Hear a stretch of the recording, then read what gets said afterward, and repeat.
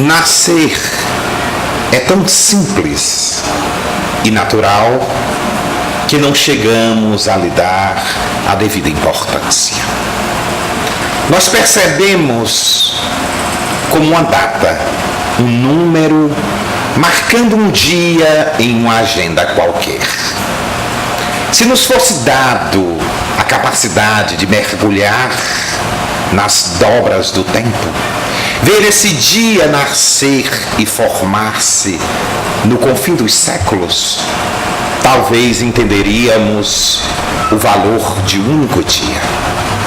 Nesse contexto, nós recordamos a expressiva colocação de Paulo de Tarso, o convertido de Damasco, quando ele evoca-nos uma postura diante da criação. Por tudo, dai graças a Deus.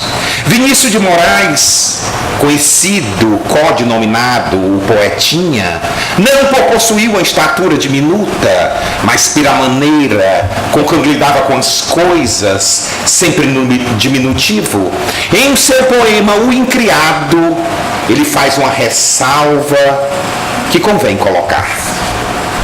De nada adianta ao homem a pura compreensão de todas as coisas, se ele tem algemas que o impedem de levantar as mãos para o alto. E Maria Dolores, através da pena abençoada de Francisco Cândido Xavier, coloca-nos a necessidade de um agradecimento como condição para o nosso próprio equilíbrio. Obrigado, Jesus, por teu amor infinito. Este recanto bendito que nos emprestas para orar. O pão que nos dás à mesa, a confiança e a alegria e a bênção de trabalhar. Te agradecemos ainda o culto vivo da prece, que em tudo nos enriquece de paz, união e luz. Permite que te roguemos, nunca nos deixe a sós. Seja onde for, venha a nós. Fica conosco, Jesus. Que Deus nos abençoe. O homem vencera a sombra e o acolhimento da caverna, e diante dos seus olhos estava o mundo a desvendar. Era preciso enfrentar a si mesmos e os desafios que estavam por lá. Ele saía, tornava-se nômade, conquistava a agricultura, cresciam as cidades e a partir daí, então, começam as suas inquietações em torno da imortalidade. Vaga por vários séculos em busca de certezas, através de resposta para suas interrogativas, que são diversas, mas sempre com a sede e uma necessidade de se fazer entender. A partir do ano de 1848, segundo Conan Doyle, estabelece que do ponto de vista espiritual há uma grande invasão espiritual organizada.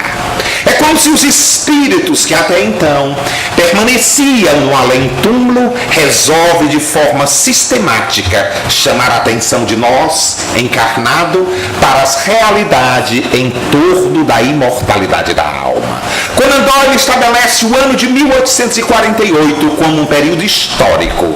E este período da grande invasão espiritual organizada se estende até aproximadamente 1869, com os fenômenos de Raidsville, em Nova York, ao desencarne de Allan Kardec, na França. Um período que se estrutura de maneira tão intensa para trazer a certeza de que a vida continua. Porque de todas as expressões que o codificador nos deixou, uma nos cala mais sensivelmente. É quando ele afirma que os espíritos, através das mesas que giravam aparentemente caóticas, em outro momento, de forma circular, como ao lembrar os movimentos de translação e rotação, essas mesas pareciam em determinado momento agitarem-se e comoverem-se. E ele dizia que foram essas mesas, através dos raps, as pancadas, que afirmavam: nós somos as almas dos homens que viveram na terra. Parece simples, é uma colocação isolada, mas nós somos as almas dos homens que viveram na terra. Isso revela que a morte não muda o que verdadeiramente nós somos. Permanecemos igualmente o que somos. A morte não nos modifica, porque Kardec teve a coragem de se transformar em um novo Sócrates. E através das mensagens da mediunidade, ele estabelece uma doutrina, um corpo sólido, doutrinário, para enfrentar os tempos, a adversidade, a estupidez humana. E até hoje o Espiritismo tem se demarcado de forma contundente na certeza de que a vida continua. Porque nós às vezes somos muito eufóricos, somos espíritas, e o Espiritismo é uma benção. Quando nós conhecemos a doutrina espírita, nos apaixonamos.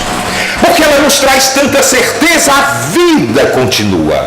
Mas não é só isso, há uma consequência. E às vezes você diz assim, eu vou. Quando você vê a pessoa dizendo assim, eu vou morrer, a gente sabe que não é espírita ou não entendeu ainda o espiritismo. Porque dizer eu vou desencarnar é bem diferente. Aí você diz assim, mas eu tenho medo da morte, Jorge. A morte para mim é uma coisa muito estranha. Aí você imagina a morte, aquele ser misterioso, negro, carregando uma foice e andando, se arrastando com cara de caveira. Não é nada disso. A morte, se nós formos bem analisar, é uma mulher. Não pode ser diferente, é a morte. E como toda mulher possui um lado feminino e significativo, então quando a morte chegar para mim e ela entrar, toda mulher gosta de um elogio. Veja assim, se você é casado, ela passa 2 horas no cabeleireiro. Se você chega em casa e não percebe, é quase o casamento que vai ao fim. Porque a mulher tem a necessidade de ser observada. Então quando a morte entrar, eu digo assim, mulher, como tu tá linda. Que vestido maravilhoso. Você veio assim toda arrumada só para me receber. Eu estou comovido. Desse jeito você me deixa sem graça, eu não estou vestido à sua altura. Dê-me um pouco de tempo. Você vai ali em Mossoró, pega o pessoal que tem por lá e depois vem me buscar. Porque eu não quero desencarnar sozinho. É uma maneira cômica, porém interessante, de lidar com a única certeza que temos da vida. E Allan Kardec, neste período de 1848 a 1869, data do seu desencarne, ele traz para nós um corpo de doutrina que revela-nos com intensidade a vida continua. Nós temos também mais na frente um outro período de uma considerada invasão espiritual organizada, mas da pátria do Cruzeiro, que se inicia aproximadamente por volta de 1930, porque é a década que Francisco Cândido Xavier apresenta ao mundo o seu primeiro livro, Parnasmo de Além Túmulo. E agora, com diferenças intensas, a revelação de Francisco Cândido Xavier traz uma revelação detalhada dentro da própria revelação espírita. E você observa aí, até então você dizia assim, como é o mundo espiritual? Ao desencarnar, ninguém sabia. Alguns pensavam que ia para o céu, outros não sabiam, alguns espíritos. Tem gente que diz assim, Jorge, eu não quero virar uma alma penada. É um erro doutrinário. Porque a alma penada somos nós que estamos encarnados. Porque a alma é o espírito encarnado. Mas a pessoa diz assim, eu vi o espírito, fulano vai morrer. Gente, é tão natural, basta observar. Suponhamos que eu estou para desencarnar, estou aqui em Mossoró. Se eu quiser morrer, eu quero morrer no meu Ceará. Com todo respeito, que é minha terra, é meu lugar. Todo mundo quer me desencarnar perto dos seus. Mas se eu for desencarnar aqueles que eu amo e que estão distantes, eu gostaria de avisar. Então é normal que eu apareça para você e digo, eu estou indo, eu estou voltando para casa e te espero por lá. É da vida. Então quando algumas pessoas tinham a percepção de alguém dizer, fulano morreu, era a pessoa se despedindo. Quando eu me lembro que eu sofri uma cirurgia de emergência da vesícula, e quando eu tornei a cirurgia, a mamãe estava do meu lado. Mamãe é uma mulher pequena, e toda mulher pequena a gente tem que ter cuidado, porque é muito valente. Então a mamãe estava do meu lado, ela disse, meu filho, eu estou comovida. Eu digo, o que foi, mamãe? E ela diz isso quase chorando. Aliás, a mamãe chora por quase tudo. Aí ela disse assim, meu filho, eu estou comovida. O número de pessoas que ligaram para saber como foi a sua cirurgia. Eles gostam muito de você. Eu digo, não, mamãe, a senhora não entendeu, isso é medo de eu desencarnar. Porque desencarnado é muito mais difícil. Aí vem uma colocação dentro da realidade doutrinária, que é amar os inimigos. Tem gente que diz assim, eu quero que fulano morra. Não é isso quando você está com raiva? Gente, não faça isso não. Os inimigos a gente pede vida longa, que é para eles ficar aqui, a gente desencarnar e se esconder do outro lado. Não há outra maneira. Porque se aquele indivíduo já interfere na tua vida, encarnado, desencarnado desarreda. Você não vai conseguir controlá-lo. Então é uma questão psicológica. Então aqueles que eu não aprendi a gostar, vamos reformular a colocação, aqueles que eu não aprendi a gostar, eu peço a Deus que viva muito tempo e viva mais do que eu, se for o caso, para que nesse tempo que a vida nos dá, nós possamos aproveitar e quem sabe até aprender a gostar e, se possível, amar. Porque o tempo muda todos nós. Quando temos 10, 20 anos, achamos a vida de uma maneira. Mas a vida não começa nem aos 40. A vida começa aos 50, aos 60 anos. Quando nós observamos os horizontes de forma distinta, com mais segurança, com menos medo. Porque há coisas que somente com o tempo a vida faz. Emmanuel tem uma colocação que eu acho muito oportuna. Ele diz, a vida, o tempo não respeita as edificações que ele não ajudou a construir. Não tenha pressa. Determinadas coisas precisam vir ao seu tempo. Uma casa sólida como esta, era necessário o calor do tempo, para que o tempo germinasse de forma significativa e lhe desse alicerce para vencer as tempestades que ainda haverão de vir. É do processo natural, assim como fez Kardec, com toda a solidez, para que nós tivéssemos um corpo de doutrina que vencesse os intempéries, as discussões infrutíferas daqueles pseudo-sábios que surgiriam ao longo da história para derrubar o próprio edifício da codificação. Há quem diga que Kardec foi insensato e que Chico Xavier tenha sido um tolo. Mas todos dois, indiscutivelmente, amaram na mesma proporção. Kardec traz a seu tempo uma grande revelação através da organização de uma organização espiritual que desce ao mundo físico com o objetivo de conscientizar as massas da realidade da transcendência do próprio homem. E Chico Xavier, de forma humilde e simples, atesta através da psicografia, a vida continua. Porque tem gente que gosta muito do fenômeno, gosta muito de ver médio trabalhando. Eu sou de Fortaleza e é muito comum as pessoas do meu trabalho dizerem assim, Jorge, pega esse nome, bota lá na reunião. Eu digo, Jesus, por que me abandonaste? Porque a pessoa não vai ao centro espírita, mas o bolso é cheio. Aqueles que são mais íntimos chegam e dizem assim, Jorge, que bom te ver. Eu já sei, ela sabe que hoje é dia de reunião e colocou o nome para me levar. Claro, eu levo com todo carinho, eu olho o nome. Mas aí eu me pergunto, o espiritismo vai mais além do que isso. Não é, aliás, o espiritismo ele não faz proselitismo. Se você tem religião, fique com a sua. Acho muito bom. Atendemos inúmeras pessoas na nossa casa espírita, mas a nenhuma tentamos convencê-la de ser espírita. A gente pergunta assim, você tem religião? Tem, então fique com a sua. Se você não tem, aí eu posso lhe apresentar a doutrina espírita. Porque a doutrina espírita mexe muito com você. Ela lhe faz, olha, a partir do momento que você aceita um de seus principais postulados, por exemplo, a reencarnação, tudo muda. Você nunca mais olha as pessoas da mesma forma. Você olha para fulano e diz, de onde eu te conheço? Quem nunca fez isso? Eu vi fazendo isso. Quando a pessoa não gosta de mim, eu faço, de onde eu te conheço? Já me afasto. É inconsciente. Mas quando eu tenho uma afeição pela pessoa, de onde eu te conheço? Nós fazemos inconscientemente. E isso é sinal de que nós já aceitamos a reencarnação.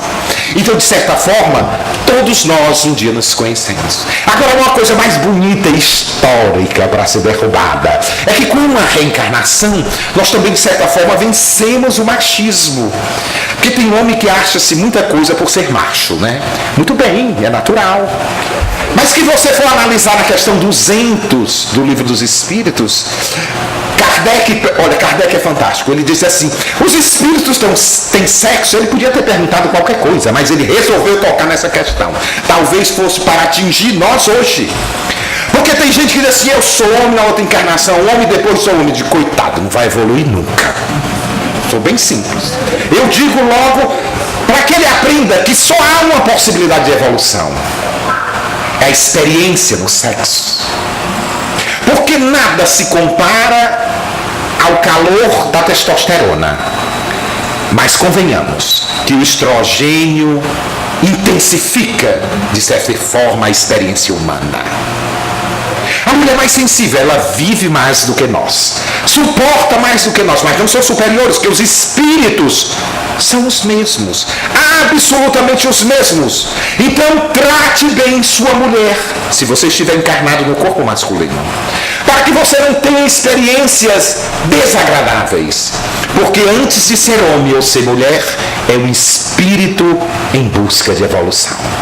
Respeite seu estado evolutivo e viva de forma intensamente. Porque entre ser homem e ser mulher há um universo de experiência que o espírito precisa vivenciá-las para se tornar um espírito completo, um espírito pleno, um espírito feliz.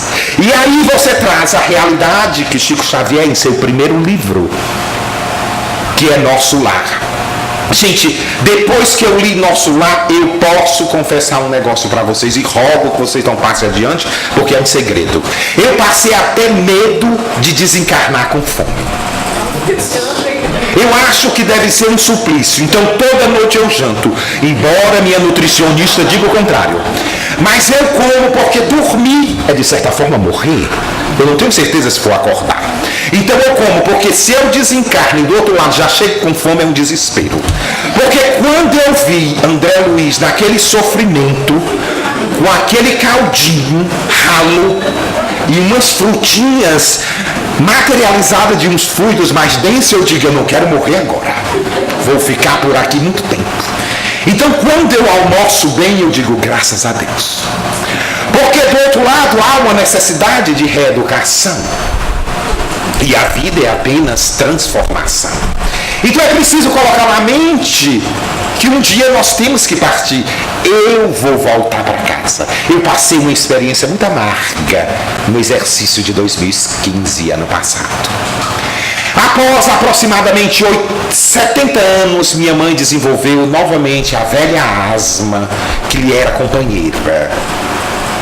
E nós não sabíamos o que era, ficamos agoniados. São 2 filhos. E mamãe, um pouco dramática, quando ela sentia falta de ela: eu vou morrer. Eu digo: morre agora não, tenha calma que a senhora aguenta.